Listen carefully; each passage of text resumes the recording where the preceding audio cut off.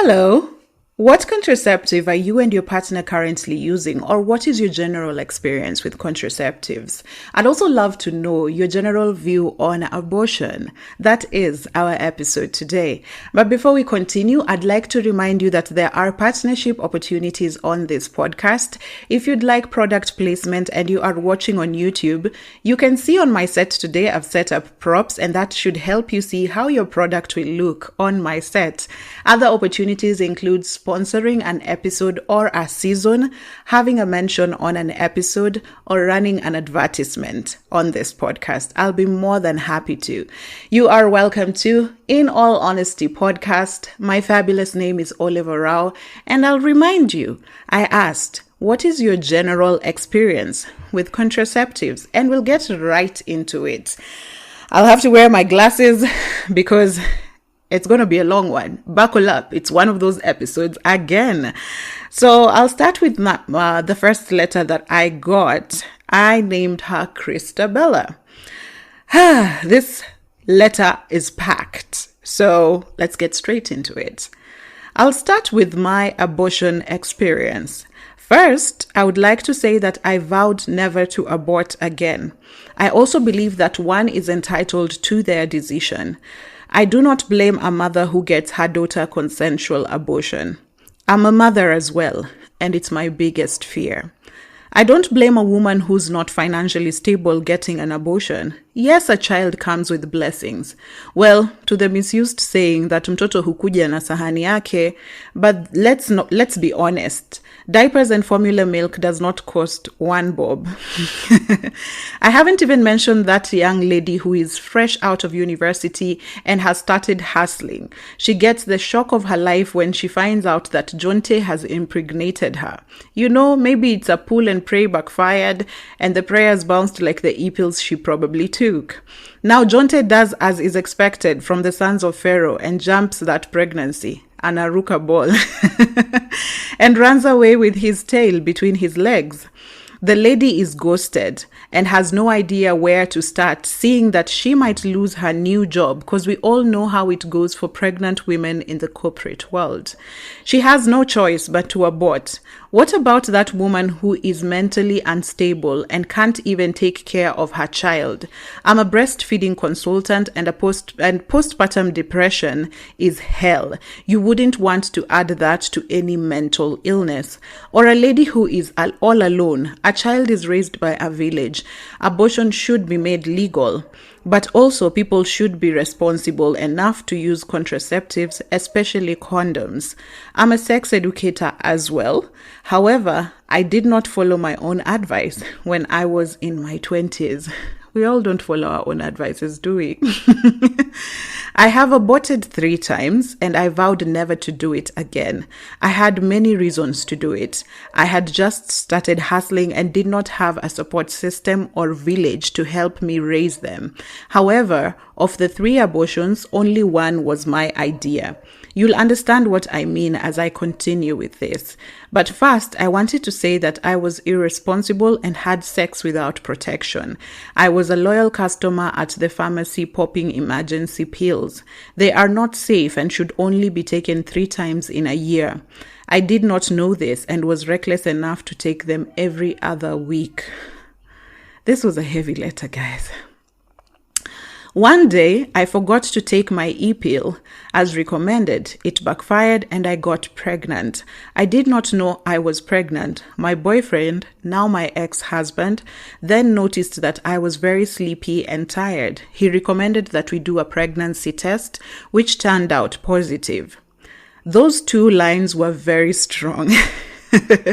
My boyfriend freaked out as he was still in uni and lived with his family. He advised that I get an abortion. Of course, I agreed because let's face it, where was I going to take a child? I was hustling kazi ya insurance and did not have mbele wala nyuma. So we went to Kayole and got abortion pills from some pharmacy at 2,000 bob. I should have known him for his to be the irresponsible man he is, that because I paid for my own abortion. Haidhuru, abortion number 2. I did not learn my own lesson, and this time it nearly cost me my life. This time we were living together when I found out that I was pregnant. I remember my friend and I were cooked up in a public loo waiting for the most dreaded 2 lines. It took a bit longer this time, but they came and I knew that I wanted to keep it. I had a stable job and my mons was now living with me. We were going to be a family. Let me tell you something. A woman knows what she's going to do before she does a pregnancy test. So I told this man thinking that he'll be happy. But remember what happened last time. Clown face. Again, true to his irresponsible ass, he suggested that we get an abortion. He was not ready to be a father. Aki, I'm laughing at myself, thinking how stupid I was, because just yesterday I called him to ask for school fees, thinking that he'll be any different. Yet he's always been like that. Hashtag single moms. Anyway, he talked to someone who talked to someone, and we found ourselves in Embakasi. So I thought that I was going to get pills like last time, but the person we met said that he will give us the pills at the clinic. So we were walking and I'm wondering, what on earth? It was ghetto. You know what ghetto places look like. The clinic was those 2 clinics in the hood with a torn, dusty sheer curtain at the door. The room was dark and had zile wooden benches za kanisa. We sat waiting to be called by the doctor. I really wanted to leave that place. My boyfriend insisted that we had to do this. What is love? Clown face. We were called and got into this room. Did I mention that the clinic was a madhouse? The quack doctor asked me to lie down and I immediately asked them for the pills. We are supposed to get the pills. He was holding a pump and a metal. I immediately got scared for my life. There are stories of women who have aborted with hanging wires and were never able to give birth or lost their lives. Who wouldn't get scared shitless? The doctor saw my incorporation and asked us to leave. Boyfriend insisted that we do it. It was so painful. They used that metal thing and pumped my baby out of me. My boyfriend couldn't even look at me. I was so scared and cried as this was done. I went to work the following day and started throwing up. I felt dizzy and weak. I immediately knew something was wrong. I went to the hospital and the doctor told me I was pregnant and they were just symptoms. So even after an abortion, your body will show that you are pregnant. So I told the doctor that I lost the baby. She was a young Indian lady. She knew doctors know. She asked me where I went to get cleaned up and I told her, Mali Stale. I don't want to mention the name of the clinic, but we all know it. Mali Stale, to give her a clue. I got admitted and she wrote for an ultrasound. I had to get admitted because my body was fighting an infection, meaning that I still had stuff inside me. The quack doctor did not remove everything. I do not want to get admitted because it meant that I'd have to pay out of pocket. She advised me to keep the miscarriage story and the insurance would sort it out. If I had not gotten admitted, I'd have gone into septic shock. There are good people out there. She got me a nice gyna who almost had my head for risking my life. Who almost, I think, hit my head for risking my life. My case was not his first rodeo. I went to the ultrasound and the doctor told me that I had a lot of stuff left. I needed to go for surgery. At this time, my boyfriend was just okay. He seemed scared as well, but ... I went for the surgery, I was put to sleep and they did their thing. Thank God I woke up and was okay. I had lots of needles for IV antibiotics and was given the antibiotics that burns your veins. Whew, I don't know about that one, but yeah. I vowed never to abort again. I was in the hospital for 1 week straight. The gyna wrote that I had a miscarriage and the medical report so that insurance could pay the bill. Abortion number 3. I just like to put a note here that if you go into a hospital with an incomplete abortion, I think medical doctors call even miscarriages incomplete abortion, it can still be covered by your insurance. It is a medical emergency. It is not something you brought upon yourself. Abortion number 3. This was my own choice. I had vowed never to abort again because of my past experience. I did not want to abort this baby. I loved my baby boy. I knew that it was a boy. This really hurt me, and I've never gotten over it. I had no choice. I had a stable job and our daughter was 3 years old. I got pregnant again after our families met. He wanted me to abort again, but I stood to my ground and refused. I had a plan growing up that my babies would be 4 years apart. It was the perfect timing. Marriage life was not as portrayed and we had our share of issues. He wasn't providing for us. He was selfish and physically violent.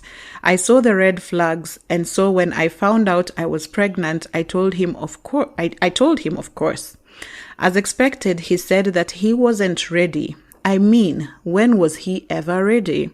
He said that I had to abort, and it broke my heart. I took about a month before I aborted my baby. During this month, I was seeking advice from my older friends and asking myself tough questions. Was I going to stay in that marriage and solely provide for my babies, or was I going to leave and raise 2 kids alone? I concluded that he was always going to be irresponsible and I was going to leave him soon. The sad part was that I would have to abort my baby because I did not have the finances to raise 2 kids and be a single mom of 2 kids in this society.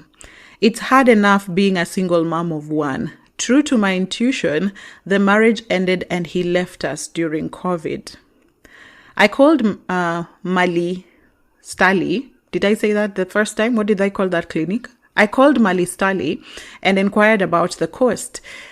He said he did not have the money and had to foot the cost. I had to foot the cost myself. I did not want to risk like last time, so I went to Mali Stali and got a real doctor and world-class medical care. I was given pills to take, and that's the day I got my first long-term contraceptive, the 5 years Jadel implant. I used 9K and went home. They asked me to go back if I continued to bleed after some days, and advised me to take lots of fruits and vegetables for my blood increase. My friends were very supportive and called to check on me. It wasn't like the other 2 times. It was safer and easier this time round. However, I was very sad to do this to my baby. I've never gotten over it. I considered it my baby despite never holding it. I loved my baby. I'd advise anyone who wants to get an abortion to look for a licensed medical doctor. They do it. The only challenge could be the cost. I wish they would legalize abortion. Women can have safe abortions. I did not go to that dingy place because I wanted to. I did not have 9K to go to Mali Stali. Legal abortion will mean affordable costs and safer abortions. Contraceptive story. I have mentioned before how I misused the e-pill. I did not have any knowledge on contraceptives apart from condoms. That's why I'm now a sex educator. People should know these things, especially young people. I used condoms, the free ones. My boyfriend would come with a lot of them, but sometimes we would try safe days and pull and pray, which backfired on us. My periods were irregular, so safe days were just a no for me. I have used exclusive breastfeeding as a contraceptive. Yes, it works if you are exclusively breastfeeding. No good, no water. Some people say that it doesn't work, but it does. It has for me, and of course all contraceptives are not 100%, even condoms. I'm a breastfeeding consultant, and I advise my clients on contraceptive options. I started using the daily contraceptive pill after my baby was 6 months. The pills were tricky because you have to take them every day at a specific time. If it's 6 a.m., it has to be 6 a.m. continuously. It needs commitment. I was not good at it, so I stopped and went back to pull and pray.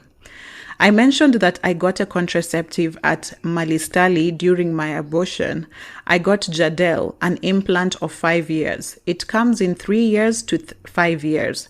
I did not know the side effects then. I just wanted to not get pregnant again for a while. All contraceptive side effects vary for each person. I got very moody and big. I've always been small, even after birth. I recently started noticing other symptoms. I spot for 1 week before and after my periods, and my periods last for a week. I hate it. My periods only lasted for 3 days. I have to use it because I don't want to find myself getting pregnant again for an irresponsible man, and I also never want to abort again. I don't want a repeat of my past. I hate condoms. I love it raw. So I want to remove this one and get an IUD. May I add that contraceptives do not prevent STIs. You need to do your routine doctor visits. I've made it clear that I'm only getting pregnant after Aurora show and a church wedding. He has to claim me first, setting standards high because I'm not ready to deal with nonsense again. My boyfriend is aware of my terms. I make this clear within the first week so that we don't waste each other's time. Ooh, Christabella. That's a lot. First of all, I want to send you love, hugs, wine, care packages for everything that you have gone through. I do believe it couldn't be easy. Definitely could not be easy.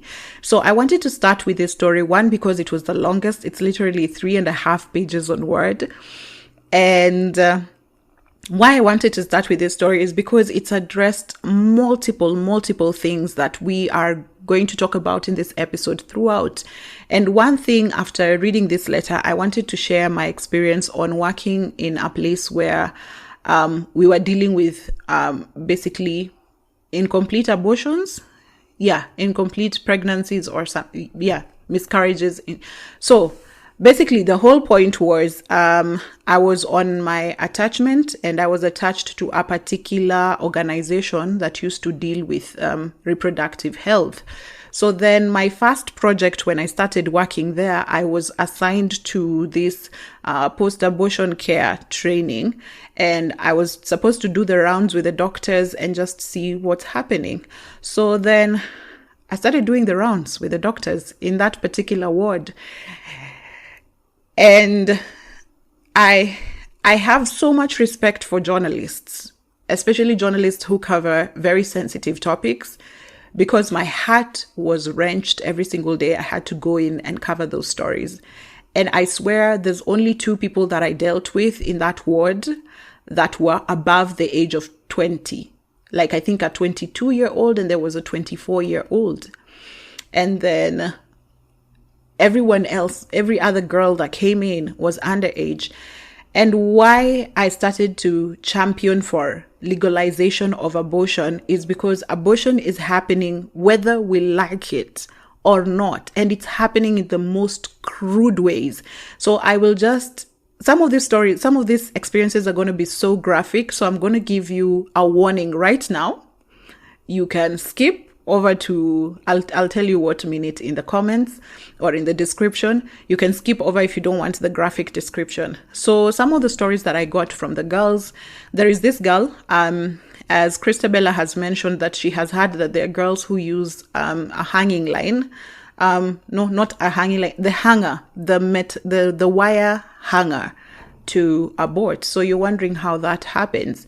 So it is during this internship that I learned that there were girls who would straighten a wire hanger, and then they'd have someone just whoop it inside their vagina, like put it inside your vagina as if you were putting in a tampon, and then just chokora the entire place. Just chokora until you can see blood. So if you see blood, then you are sure that I can walk into a hospital and claim an incomplete abortion, or rather a miscarriage, and I can now legally get services for that. The other story that I remember was a girl who said, and this was like, I think her 4th time, and she was like 18. Yeah. The girl with the hanger actually was 16. Yeah. So this girl who was 18 said, this is the 4th time, and every time they do it the same way. What was even more disturbing is that their boyfriends were older people. They'd say their boyfriends were 24, 25, 30. So yeah, this girl, every time she found out she's pregnant, she would lie on the floor and her boyfriend would kick her tummy with so much gusto, like just kick and kick and kick and step on until blood came out of her vagina. So then she knew the baby is not there anymore. So then she can walk into a hospital and claim a miscarriage. There were so many. We had a girl who had mixed bleach and what is it called?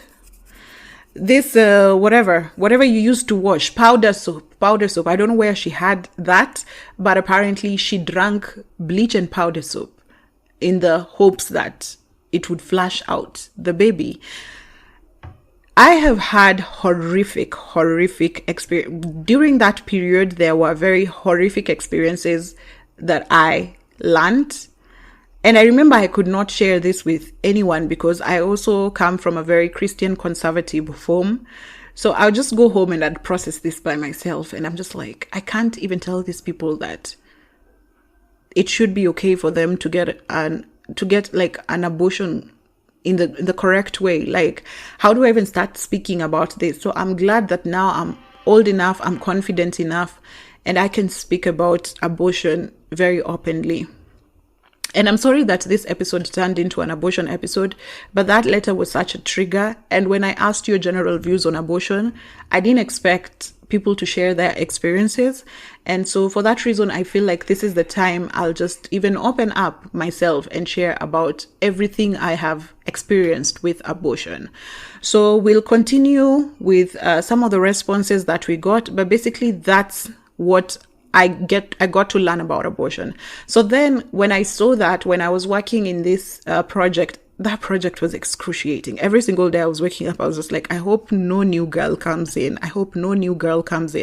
But even as I was hoping a new girl does not come in, I knew that if a new girl doesn't come in, it means that new girl died somewhere, either in a backstreet clinic or died trying to get rid of that baby back at home. I don't care what the reasons are for abortion. The fact that you're losing your life to it, or rather you're damaging yourself in ways that cannot be fixed.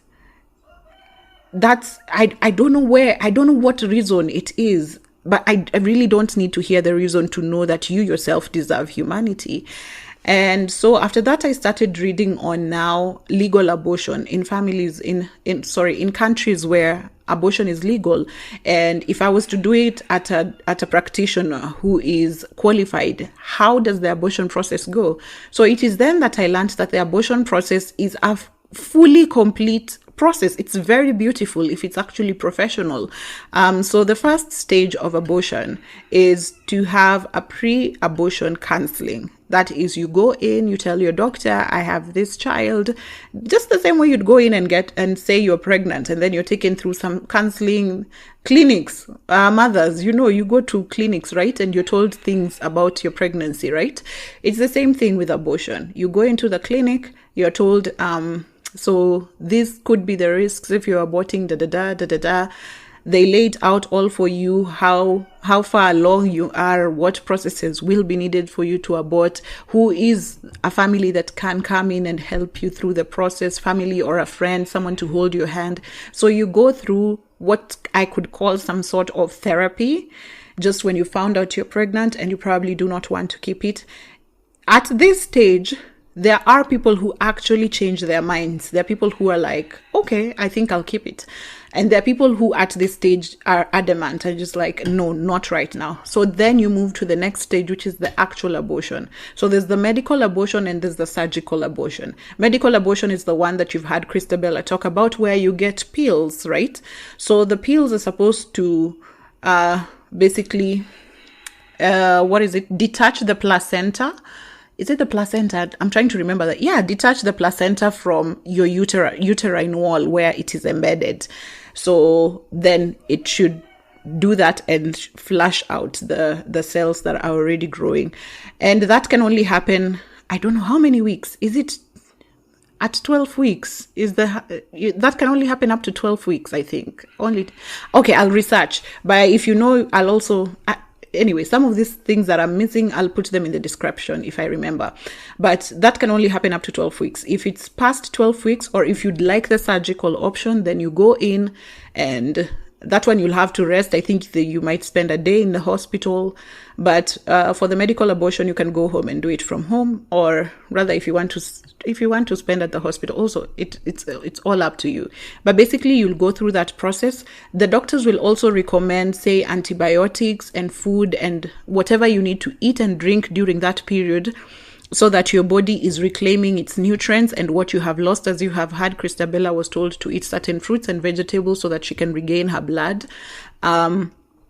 And also you'll get antibiotics to clear up your system. Generally, when your body has been infected with something, even cells growing in your body are considered foreign. Your body considers it foreign. So you will take antibiotics so that you don't have any infections, and the doctors will keep you watch. So then you come back for check-ins, you come back for a new pregnancy test, you come back for...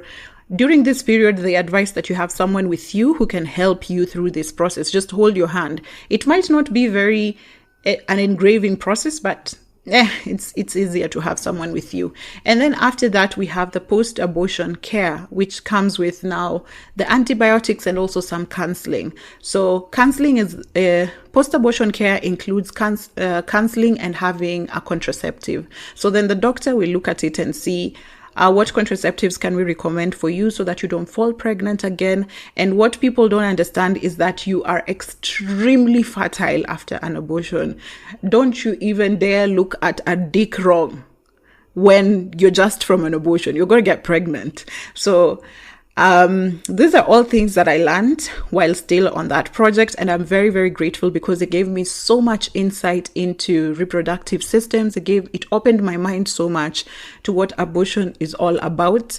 And thank you, Christabella, for sharing. And on contraceptives, it seems like you have a contraceptive right now that was also recommended by Malistali. But I would also like to know, did you try any other? Was that the best recommendation? I know that doctors are now being encouraged to use a chart so as to find what contraceptive works for a particular person, because apparently our bodies vary, and a contraceptive that might work for me might not necessarily work for you. There's also the aspect of motherhood. It's clear that Christabella wants to be a mother, but she has suffered a history of marital abuse, and therefore right now she's just being a little careful. And why she doesn't want any other children is just because she wants to have a man who will be available, someone who will be there, someone who will promise stability and care for her and her child. And that's all she's right now not negotiating. And I love that for her. So I just thought this would be an opportune moment to also just give you those nuggets of knowledge that I learned when I was attached to a post-abortion care training. And now you know more about safe abortion. And I would really, really, really advocate that we legalize abortion, or rather we just have it in a controlled environment where we have particular organizations that are handling it. We have doctors who are qualified, actually helping with abortion, because the backstreet quacks, the backstreet clinics are killing our girls. They are finishing our girls' uteruses. It's not funny. And anyway, yeah. But anyway, let's move on to responses I got directly from the prompt that I shared. I will remind you again that on Thursdays, on all my socials, in mid-morning, I will share a prompt about the next episode, about a topic that we're discussing in the next episode. And you can send in all the responses that you feel you can send in. If it's your story, if it's just your opinion, if it's something you just want to share, I am more than happy. I have realized that in this process, in this third season of sharing, a lot of people have come up and found a home on this podcast, and they found a place that is so safe, and even they can share and they can find other people with similar experiences. And it's beautiful for me to watch. And so I asked you, what are your contraceptive experiences? Someone said, I am 24. I got my IUD insertion when I was 23 after I had an abortion. It was a wake-up call because I was not ready for the kid. IUCD so far good, but the cramps. Then my pussy now has the original raw smell. I don't know what the original pussy smell is, and raw. I don't I don't know. And also pussy doesn't smell the same across. So I don't know what you mean by that. But if it's a healthy thing, I'm happy for you. I'm really happy for you. Someone else says, none, never have been. I have a child, want more. Partner to use protection until we are ready. Love this. Love it. Someone else says, non-hormonal IUD is very uncomfortable experience.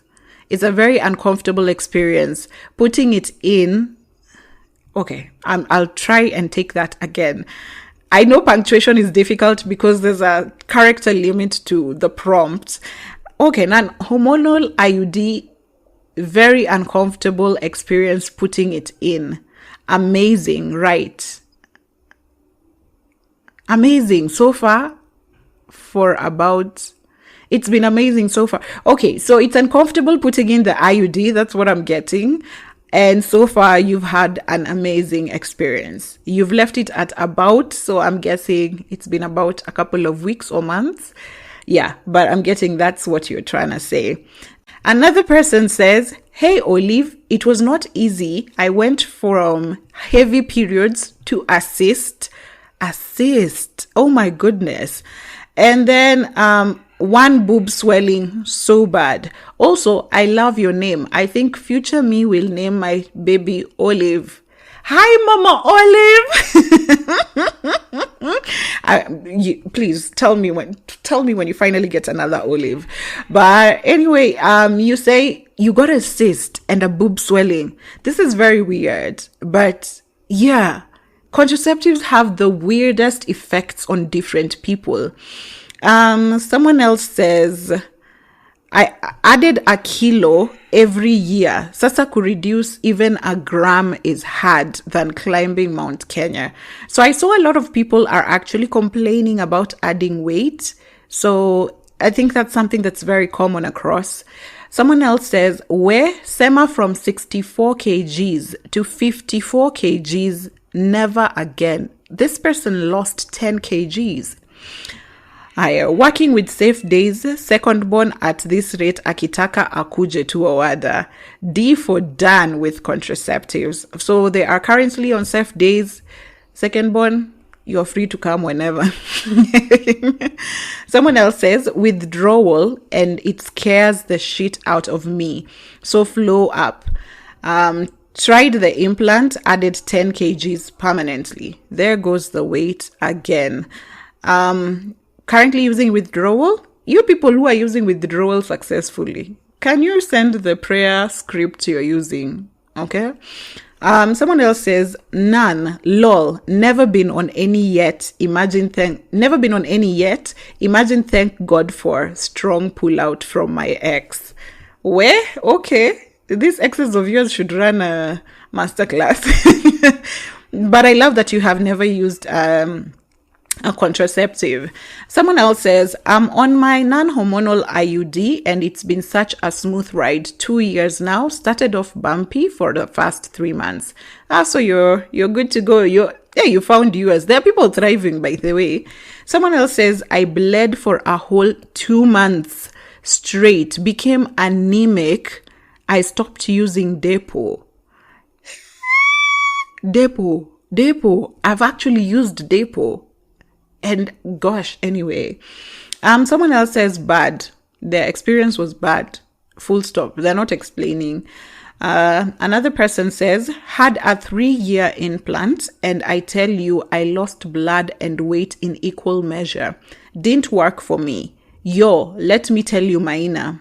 Oh, sorry, that's another response. Yo, let me tell you, Maina. Ni kama nitawachana na hii kitu sasa. I've really had a horrible experience. I can count how many people are having good experiences, really. Someone says, plastic smell condoms always. I don't know what that meant at all. If you can text me again, I'd be really grateful. Someone else says,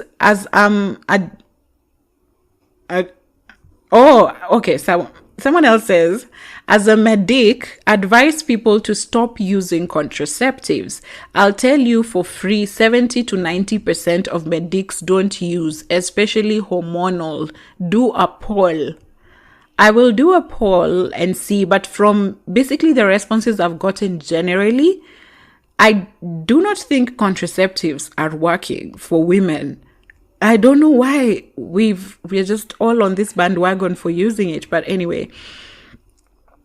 Someone else says, got pregnant on the coil 6 months after getting it. It was supposed to last me 5 years. Guys, you will, damned if you do, damned if you don't. You get a contraceptive and you still get pregnant. Hey. Me, I asked, how come you guys are not screaming? How come you've not even organized a get-together where you just go to a field somewhere and scream? Because what? Anyway, let me continue with some of the responses that I got that were a bit longer in my DMs. Someone tells me, let me type more. So I started with the e-pill, got to find out it's not good, can really damage your body if used a lot. E-pill is the emergency pill, right? Okay. Switched to patch. It made me feel so uncomfortable. My digestion was compromised. I ate food, then have diarrhea. My face has so many rashes. Nikaachana nayo. Went to every morning. Okay. I guess you went and got morning pills, the microgynon ones, right? Went to every morning pills, or every morning you take the pills. Okay, I've gotten it. Went to every morning pills, the microgynon ones. They aren't as bad. I still have skin breakouts, but they aren't like the patch ones. My periods barely come, and if they do, they come in so little. That's my experience. Okay, so you've tried a couple until you've settled for one that doesn't have the worst side effects, but there's still some side effects. And I'm happy you found one that isn't as bad. I didn't even know about the patch one. I just learned about it right now. Someone else says, never used any contraception, been sexually active for the last 6 years, 2 partners, and I didn't use any. I mean, not even condoms. Today, I just found out I have PCOS from my gyna. Tough. But at least now I have an answer as to why I have not conceived in all these years. Nothing against abortion. I'm always going to be pro-choice. I mean, it's 2023. Come on. I'm sorry about your PCOS diagnosis. What a way to find out why you haven't been pregnant all this while. Sending hugs, please.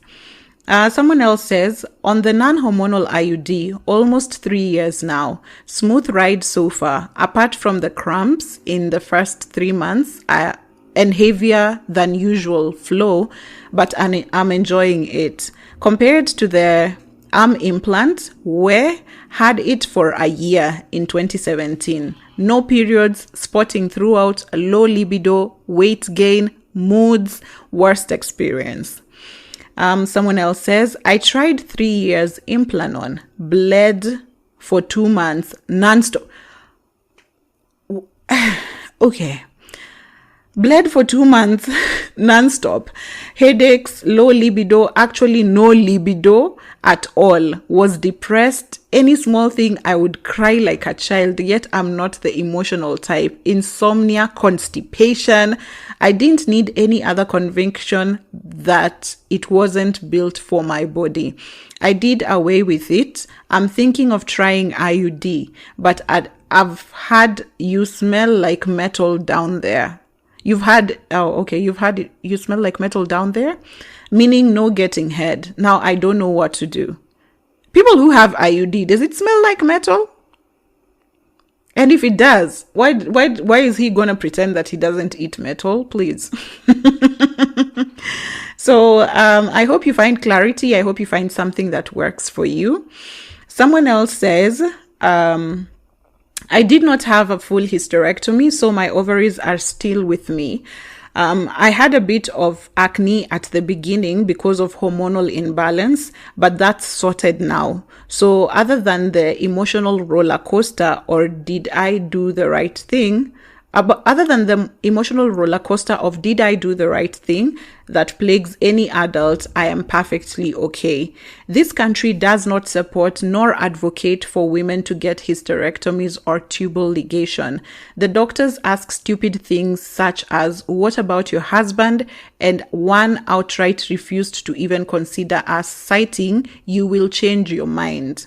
So this is someone who I had talked to earlier, and they had said that they got a hysterectomy. I think this is one person who sent in their story from last episode. Last episode, we were talking about childbearing. So they're child-free and they've had an hysterectomy. So when I kept on following up, and this is the update basically. So they've had a hysterectomy, but there's a lot of policing around hysterectomy and tubal ligation in Africa generally. I don't know about the rest of the world, but as you've had, there are doctors who will not do it for you. They'll say you change your mind, and there are doctors who will ask you, go get the consent of your husband or something of the sort. But hers was not a full-on hysterectomy. Hysterectomy, they remove your entire reproductive system. For her, she says she still has her ovaries. I asked whether she still has her periods, and I don't know if she does. She hasn't responded yet. Another one I got a little longer. It says, I was this skinny babe until I started using contraceptives. My first option was the daily pills. I conceived my firstborn while using them. Why are you laughing? This is not funny. I therefore decided to try something different after my daughter was born. I went for the 3 years implant. My weight started climbing steadily, and so did my periods. I moved from 3 days of flow to 5 days of heavy flow. It worked though, because my second child was by choice. In 2021, I searched for the 3 years implant in vain. It was out of stock, so I decided to try 5 years Jadel. Lo and behold, my periods moved from 5 days to 10 days with a heavy flow that left me dizzy every month. After only a year of using it, my weight was way too much, and it contributed to an excruciating back pain. I had to discontinue. I am now on the 3-month injection, and now I don't see my periods altogether, but my weight is still soaring. Wait, guys, wait. Everyone's adding weight. And what is with now bleeding for long? I've had someone bleeding right here. I've read someone bleeding 2 months. I wake up every day and I have to wear a pad. Oh my goodness. And now your period has moved from 3 days to 5 days and now to 10 days. But anyway, right now you don't have your period. Oh my goodness. Oh. Okay. Another person says, Dear Olive, why do I feel that you are the elder sister from another mother that I have always looked for to have such intimate conversations? I love it. It warms my heart that we can have these conversations finally. If you needed a sister, if you needed a friend, if you needed a confidant, here we are. And you say, Anyway, Anyway, on the topic of contraceptive experience, I've never used any. My sexual life has not allowed me to do so. Coming from a place where I got pregnant the very first time my ex broke my virginity, to long spells of dry spell, then when I'm just settling in a stable relationship, my man gets a job outside Nairobi. Ama labda I was meant to be a nun, lakini mimi na kiherehere yangu I rushed life. So God is teaching me a lesson. That said and done, I fear contraceptives based on what I see my friends go through: the irregular periods, lack of sex drive, and face breakouts. Peace. So you have never used contraceptives because the first time you had sex, you got pregnant. You have had long dry spells, and now that you have someone and you were to settle, they moved out of town. They got a job outside town. Woo, maybe, who knows? Maybe God is protecting you from something. But I'm glad you haven't, because I don't see any good experiences with using contraceptives. The person now who was part of the people who contributed to this conversation texted last week now and told me, by the way, Olive, can you talk about family planning? I'm a big follower, and after these discussions of babies, it got me thinking. I am 28. I don't have a child, but have gotten pregnant before and unfortunately lost the pregnancy. After all, I'm in a space where my head is not decided. And since I am sexually active, I need to know. It is not like I have not been to hospital. I actually have severally, but most don't give you great options or talk about it as openly, especially to a young single woman. And this has been a complaint before, that doctors are not very open about what contraceptive should be best for you. I was actually watching the gynecologist on Over 25 some time back, and it is from her that I learned that the doctor should do a couple of tests. I think there are charts. I think you should have consultation. You should be observed, and then there's a particular contraceptive will be recommended to you. But apparently these days you just go in and claim the one you want, and the doctors put that, or the doctors put the one they think should be better for you. And even while I was working at when I was working at that training, the post-abortion care training, the doctors were keen to say, I remember them telling me they should have a contraceptive, but what happens is that the contraceptive has to be consensual. So I don't know if that changed. If someone comes in with, incomplete abortion, if someone comes in with a miscarriage, they should be given a contraceptive, or other options for contraceptives. But usually when I was doing that project, the girls would not want a contraceptive. And there's some who would be given contraceptives, like say the implant, and then they'd remove it, and then they'd come back again the next time with still another incomplete abortion. So this topic is very, very tricky. But at the end of the day, guys, we have to talk about it. But some of my thoughts generally, before I go to the last two stories that we have, and then I can share my own story. One thing that I noted is that in all this that is going on, women are going through so much. Like, your partner is watching you get a 10-day period. Your partner is watching you cramp and roll and writhe on the floor in pain. Why aren't men taking any deliberate steps just to take that burden off your partner? I would like to call on the men, and I would like to understand also from the women who've shared, what's your partner's stand? Have you figured out what he could want? Because I'm thinking a lot of men are very scared of vasectomy, and at the moment vasectomy is the only proven contraceptive that works for men. And a lot of them are just like me, I'd want to have children later. I've heard it's reversible, but I do not know about that. But men are like, I want to have children later, and I understand that. But then the women your women are struggling, your partner is struggling with this contraception, why with this contraceptive, why can't we have simple things as a man who's just budgeted for condoms? Like, we just know. I have a friend of mine who knows how she's going to her man's house, but she knows her man will always have condoms. We are not negotiating with this. And there's a response that we got from one of the prompt responses where a girl said, my husband is latex until further notice. If you want to get another child, fine, we get rid of the latex. But right now, you put your glove on, condomize, just buy condoms. So I don't understand why your men are not even trying to have at least condoms. Just have the condoms on his budget. I mean, that's his contraceptive. That's his... Because at the end of the day, even if I look at Christabella's story that we started with, the man constantly did not want to have children. But this man would not take the step to get a vasectomy or to buy condoms. You also just rely on... You literally stood there and saw a stranger put a metal and a pump into your woman, and you did not care. After that, you still just went and still continued to have sex with her without a condom. You were there to witness the pain as she was crying. You were there when she was admitted in hospital.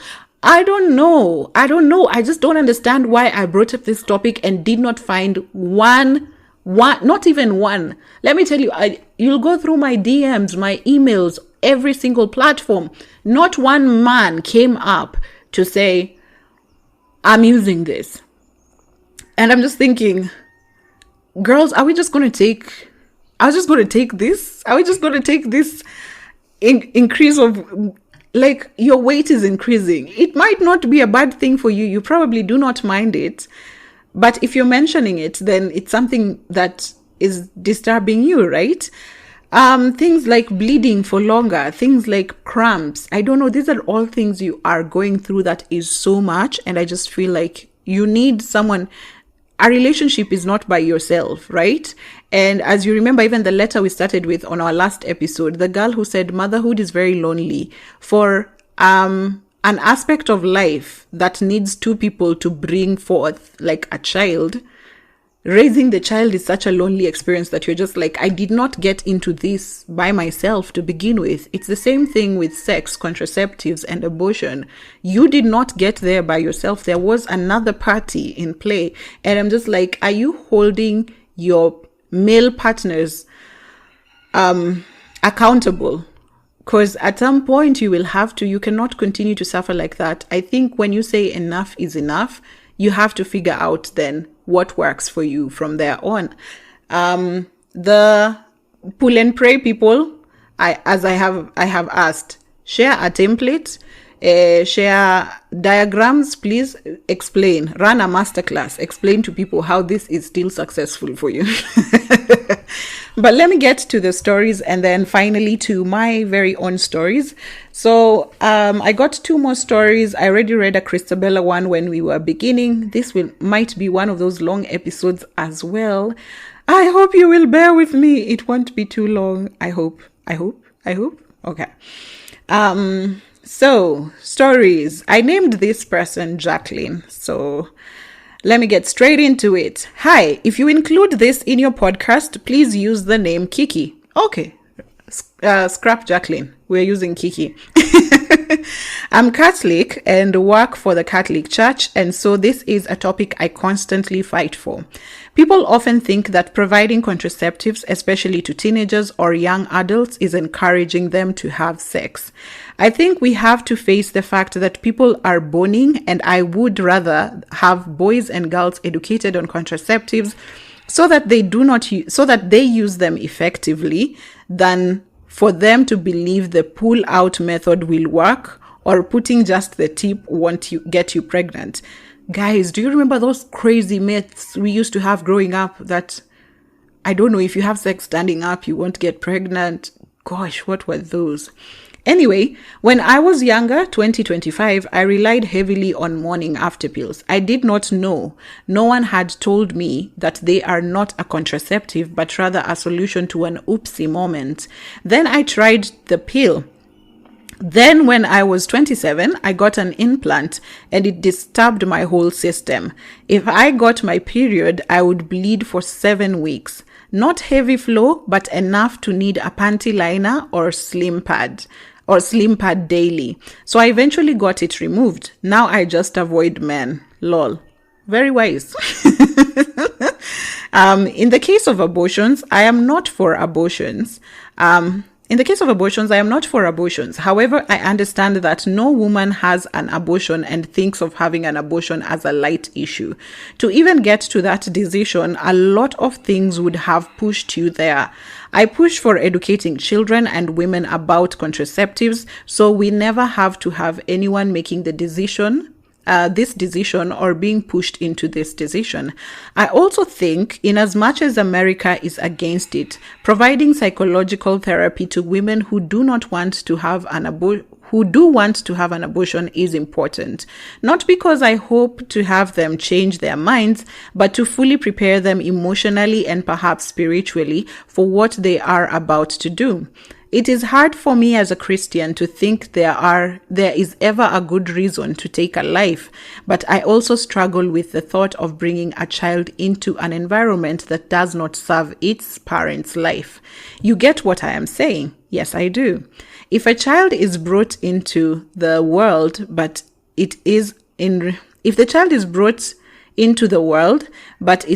results in the mother or father being forced into a marriage they did not want to be in, and therefore that parent loses themselves, or worse, leaves or kills themselves, have we really done well? I don't know, Sha. It's complicated and I ramble a lot, but I do hope this makes sense. P.S. I'm Zimbabwean and would really appreciate subtitles to your Insta videos because they do make me chuckle. I will add subtitles, but I think I speak in English mostly, so that's why I don't add subtitles, but I will. Maybe sometimes you miss a few things because of my Kenyanese accent. I will add subtitles. But then this brings up, again, pointers that we have discussed before.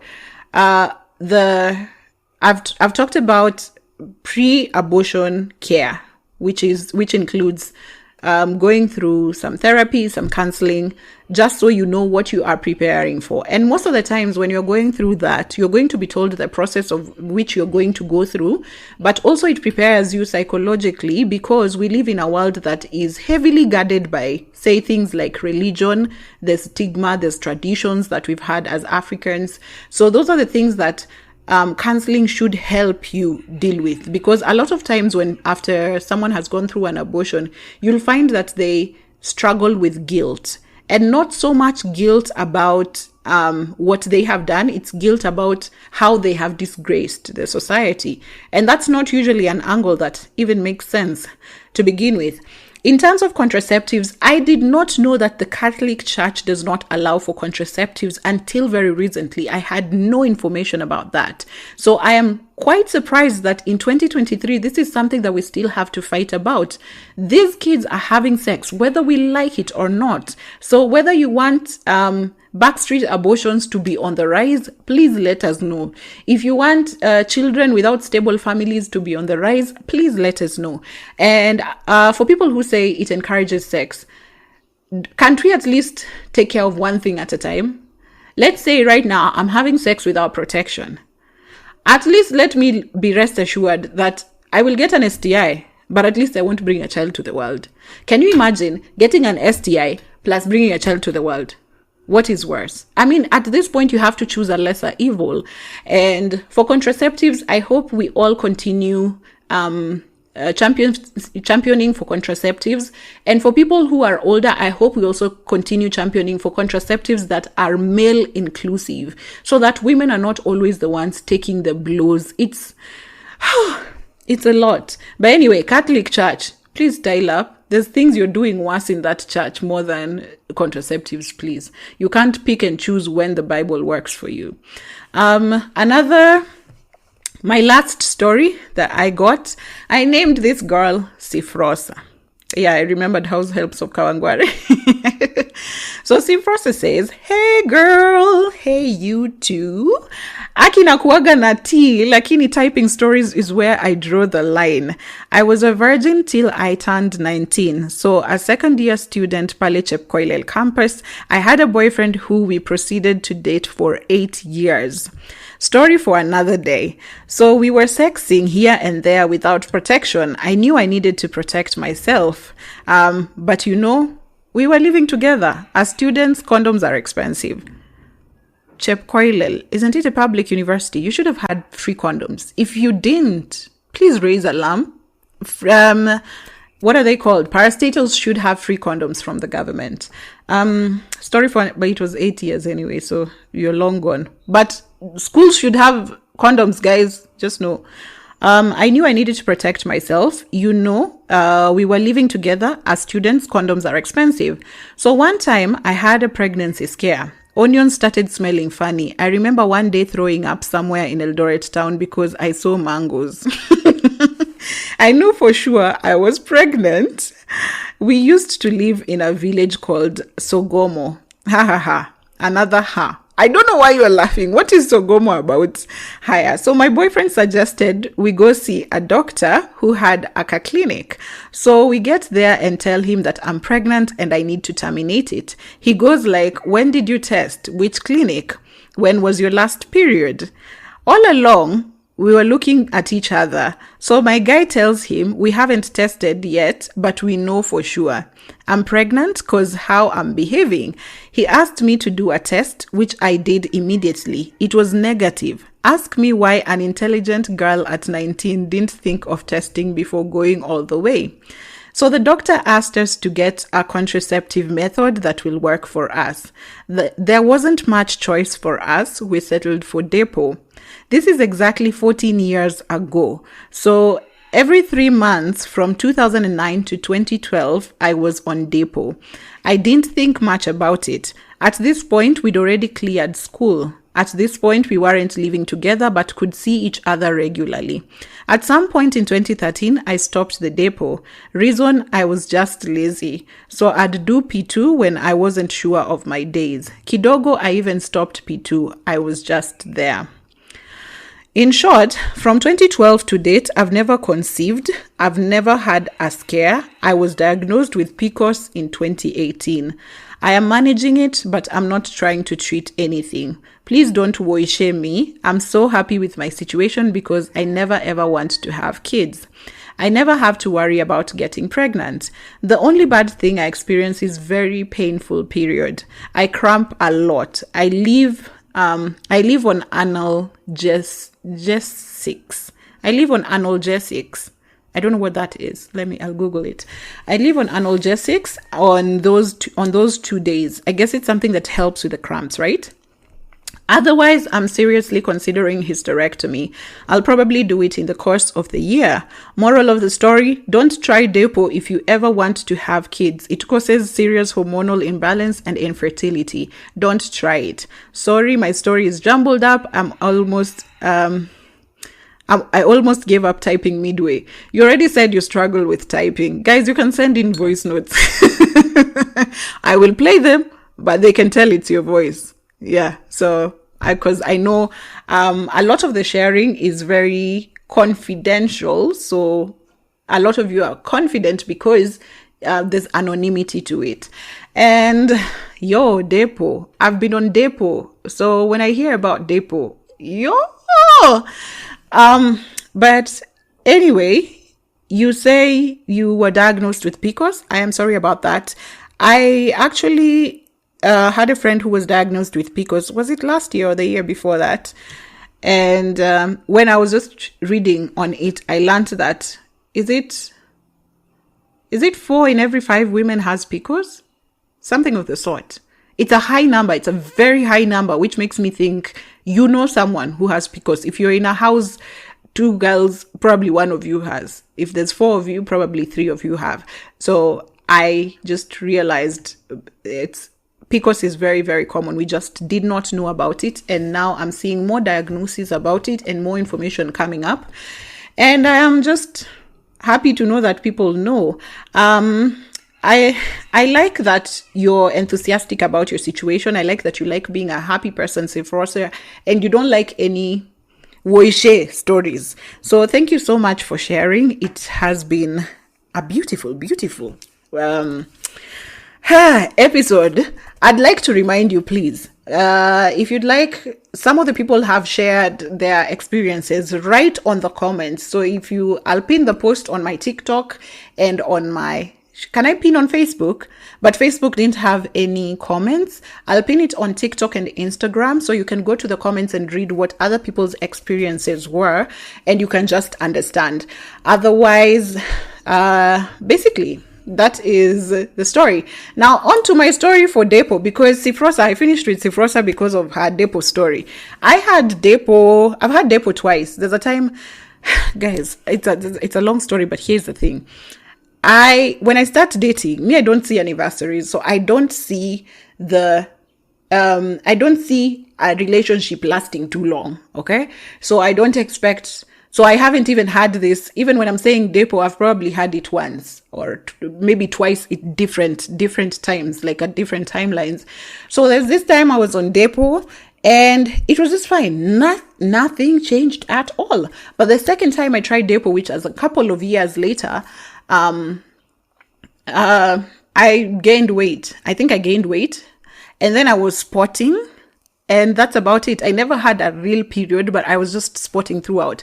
What I hated about it, because I didn't even like wearing panties, is now I had to have a panty liner all the time because I was just spotting, and it's irregular. You don't know when you're going to spot. You don't know how long you're going to spot. You're going to spot for probably 2 weeks, 3 weeks. It was crazy. So I got off Depo, and it was just crazy. But anyway, contraceptives. We had people on the comments who are also saying they are on celibacy. And I'd like to tell you that celibacy and abstinence is 100%. Condoms are really, really good. Any condom brand that is listening to me, please, there are two that that are very, very good condoms I could recommend. I love them. Those condoms are really, really good. Can we also invest in them? But condoms, really good condoms are very, very expensive. Like one I'm talking about goes for 700 bob as a pack. Yeah. Considering probably you want to have sex every, I don't know, how many are in a pack? 3 maybe? So that's probably sex for just one weekend for me, who's a demisexual, an asexual. For you who's a hypersexual, I don't know, probably that's just 3 rounds in the same 20 minutes or something. So I don't know. Condoms, I think I would highly recommend condoms. Highly. You don't know how highly I'm recommending condoms, because I have read your stories here and I am not impressed. And I do not like that. I do not see men in the picture, yet they are equal participants in all these things that you are going through. And apart from that, I'd also like to take you through my abortion story. I have had an abortion more than once, and the first time, for me, I don't want to have kids, so it wasn't even a debate, but I did not realize how sure I was until that was happening in that moment. So at that time, I was relatively young, and so my body just felt odd. So me, I'm the kind of person who has my periods for 3 days. I don't have any PMS. And I'm a very athletic person. So if my body feels off, I know something is off. So I think that time I just felt a little off. And then I started now calculating, okay, when was my last period? So then at the time I was young, I had never experienced anything of the sort. I have come from a conservative home. I told my boyfriend of the time, I'm pregnant. And he was like, how do you know that? First of all, you're young. He was a bit older than me. First of all, you're young. You don't know things. Me, I'm just thinking, I think I'm pregnant. So then me and, what is her name? It's Ciprosa who thought she was pregnant. And they went to the clinic to abort. Anyway, so me and this guy, he tells me, no, you have to test. Maybe he has experience. Me, I don't know. So he tells me you have to test. So we go and get a strip test. I read the instructions. I Googled it really so that I don't miss anything. So then I use my morning pee, as is recommended on Google, to use your morning pee to see if you're pregnant. So the lines come in, 2 lines. I tell him, excuse me, guy, me, I'm pregnant. So then my guy tells me, Abortion is legal in this Kenya. Kumbe he was older than me, but not as old to know things. So we go to a chemist, a renowned chemist. First of all, I went to a nearby clinic and I was just like, can I get mifepristol and sijui myso, whatever, those drugs for abortion. I Googled them and wrote them down. Went to a nearby clinic. I was like, can I get these drugs?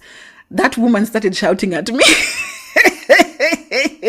She was just like, oh, so you think you will hide what you're going to do? It is so painful. You will scream. People will come and know. She just shouted at me. I was just like, Sasa, who are you shouting at? Left, told my boyfriend, here, I've just been shouted at. He was like, you come, let's go to another renowned chemist. So we went to that renowned chemist. We got there as confidently as we are. My boyfriend asked whoever was attending to us, hi, so my girlfriend here is pregnant and we'd like to abort. That person was in utter shock. So then he came to, no, it was a she. So then she came round and she told us, can we get outside and just talk? The other attendants had not heard us. So when we went outside, this woman told us, yo, it's illegal. If you found someone who's a snitch, then I've called the police on you. It's illegal. You can't just come to any place and say you just want to abort. So then she told me, call me later and I'll tell you what to do. So then I call her in the evening and she tells me she's already talked to the doctor and I can come and meet the doctor and the doctor will charge me 10,000. Where am I getting 10,000? Did you give me? Do we have 10,000 shillings here? Us. So I didn't have 10,000 shillings. My boyfriend could not raise 10,000 shillings. I told her it's impossible. But after a while, I realized she was very nice. She's still my friend to date. After a while, she was nice to me and she was like, Olive, that guy doesn't understand. He wants to bargain. So me, I told her, even if this guy, I leave him right now, me, I still don't have 10K. I still can't raise 10K by myself. So then after 1 week of pushing and pulling, she told me, can I get 3K? 3K I could get. I'm a hustler. I have like multiple jobs. So then I got 3K. I went to her and she gave me drugs and instructions and antibiotics and all that. And she was like, use this and this, like this and this, and do this and that and all that. My boyfriend was there the entire time. So he's the one who actually gave me, I think there was an insertion one. I don't know what those drugs are, guys, but there was an insertion one. So the insertion one, he's the one who actually put it in and he was just there. He made sure he's made me porridge, nini. He was just there all around and it was a success. And me, I went back to my life. But the minute I remember I was pregnant, the minute I remember being pregnant, I knew I was not keeping it and I felt nothing after like getting the pills. The girl who gave me the pills actually ran another test. People in pharmaceuticals. Hey, that is when I knew about people in pharmaceuticals, But I think at the time also having worked in the project, in the post-abortion care project, I don't think abortion scared me. So the minute I thought about it, I was just like, okay, I'm going to go through with this. I'm not planning to have a child, not now at least, but it's only later that I realized I am not willing to have a child. So it was a bit destabilizing. I remember feeling guilty, maybe sometimes, it's just things you can't talk about, but you had to do what you gotta do. And I have never told anyone about this. So my family, if you get to watch, ta-da! And the second time it happened, I was a bit older. I was very confident in who I was. I think I knew things. I had navigated this life alone. I had survived this Nairobi by myself. So the second time it happened, I didn't even blink. I remember waking up. You know how when you're pregnant, at night, you can wake up at night with an epiphany and you're just like, wait, I smelled that balloon from 2 kilometers away. Could I be pregnant? So I woke up in the morning, went and mine, the second time I actually remember I didn't feel guilt. What I felt was, you were careless. I kept beating myself up for being careless because one, it was a broken condom and then a backfired e-pill. So I was just like, I took all the measures. How the fuck am I here? So it was a lot of self-blame, but I don't remember feeling guilty. And so I woke up the next day, went for tests, took strip tests, came back with them home, tested, positive. Okay, cool. I guess tomorrow we wake up and head to the clinic. So then I went to Malistali. It's nice to have money, guys, because I I just had, and at the time I was very brazen. I was gangster. So I hadn't even told the guy that I was seeing at the time. So me, I just went for drugs. It's a normal day. I'm a very gangster girlfriend. I don't check up on my boyfriend all the time. My boyfriend doesn't check up on me all the time. So he doesn't know what's happening during the day. Went to the clinic, came back with drugs and all instructions, and went through with the process. So then, when the cramping began, it was around 5 p.m. When the cramping began, my boyfriend at the time now called me, and he's just like, what's happening? Why are you moaning? And I was just like, I'm currently getting cramps. And he's like, you never get cramps. Why are you cramping? And I'm like, oh yeah, I went to the clinic earlier, so I got abortion drugs. That's what I'm doing right now. He was in utter shock. But yeah, he ran and came to my home, and he was just like, how the fuck do you do this by yourself? And I'm just like, I don't know. I've been by myself all this while. So yeah. So that has been my story, my abortion story. I really wouldn't like to go through an abortion. I don't care for abortion like that. And I don't care. And I have no feelings about it. You know how people feel guilty, or how people feel it might be wrong, or it's the loss of life. I'm just very confident about, I take care of life that I see. There's this analogy that I keep using. My mom used to say, you cook ugali for even guests that you have not seen. But when I moved into my house, I told myself, I do not cook for people I have not seen. If you've told me you're coming to my house, you will first arrive. Then I will go and see what I am cooking for you. So, or you'll call me on your way. Then I know you're on your way here. Then I can start cooking. So rather, I do not cook for people I have not seen. And it's the same analogy that I apply to when it comes to abortion and life. I take care of kids that I see here. There are kids in the world who don't have food. We feed those. There are kids in the world who don't have clothes. We put clothes on their backs. There are kids who don't have places to stay. Those are the ones we look for shelter. A kid that I cannot see with my own eyes, I will need a machine like an ultrasound. I'm sorry, it does not count for me. So for me, I feel nothing. My heart is sand when it comes to the topic of abortion. I just feel, yes, everyone should have access to safe abortion. I am so glad that I didn't have a traumatic experience, but again, I don't know whether I'm gangster. I don't know whether my heart is sand. I don't know what happened. But at the end of the day, I didn't feel like I was feeling anything. I was just fine. It was like a normal, I swear I ran that errand like a normal errand, like washing dishes, like a chore in the house. I was just up and about. And the next day I actually woke up and went about my business before I went back for what is it called? The checkup. You actually have to go back for checkup. And it's only the other day that I shared a topic. I shared a post on social media about after you've had abortion pills, you should rest rest, have someone around you to take care of you. So then someone commented and told me you actually need 2 weeks of rest before you get back to normal activities. Did I know that? Me, in fact, I was working. I'm cramping and I'm on my laptop. We move regardless. So, those are I continue to learn information about that. I am glad that this topic came up. Contraceptives are very tricky, and abortion is tricky. Yeah. But I am here to say, I don't think I have anything against abortion, but I do have everything against too much of it. Too much of anything is dangerous. You've had about too much of e-pills. You've had about too much of a certain contraceptive.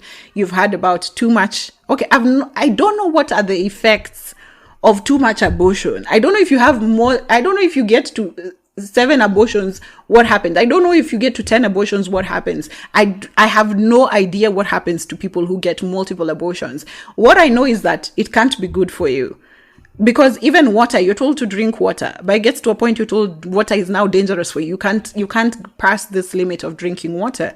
And for me, then that says too much of anything is alarming, right? So for me, I have I don't know what to say about contraceptions. I am constantly never in a relationship, or rather, I just prefer to be single.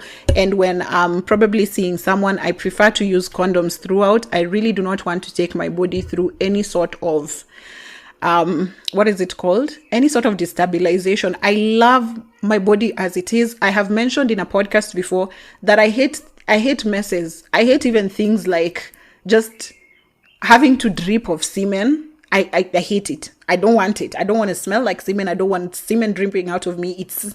It looks dirty to me. And for that reason, can we please condomize, please? There's things like I am sure of no STIs. I have told you before, I hate even treating yeast infection. It's as easy as drinking water and the yeast is gone, but I hate even the thought of having a yeast infection. So I'm not willing to risk even for like STIs. And thirdly, of course, there's pregnancy. I don't want to go through the entire process. It might be easy. You might think the way I've described my story, it was easy. Yes, it was easy for me. But at the end of the day, I could have used all the money. Okay, the person I was with at the time then refunded all the money I used at the clinic. But then I could have used that money for something else. Like, let's say, what is her name? The first person, the Christabella. Christabella spent 9K. Can you imagine if you had 9K? You'd have used it on something completely different. It could have been something useless again. Like me, I know I'd have used it on food. But at the end of the day, it's something that is different, that doesn't go to some kind of traumatic event, right? So at the end of the day, I don't know, guys. And your stories on contraceptives and only women taking up contraceptives is really worrying for me.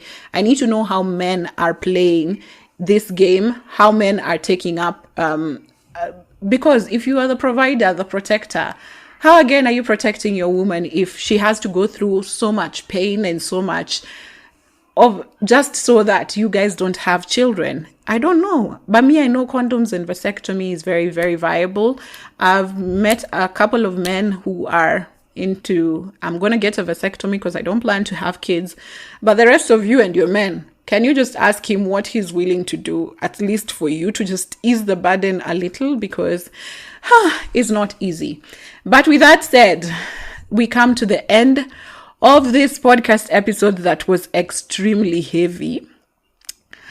I hope you get to learn. I hope you get to feel like you're at home. I hope you get to understand that you are not alone in whatever it is that you are going through. You are not alone. Please continue sharing. Watch out for my prompts on Thursdays on all my social media. You will know what we're talking about the next week so that you can also contribute. And also right now, I have a bonus episode for childbearing because there are a number of contributions that came in after the episode. So I'll have a bonus episode after this. I'll probably release it midweek on Wednesday. So yeah, watch out. This week you have 2 episodes. How lucky are you? But with that said, this is the In All Honesty podcast. My fabulous name is Olive Orao. And until next week, it's a long one, but please hold on. You can watch it in 2 parts. But until next week, I love you. Bye.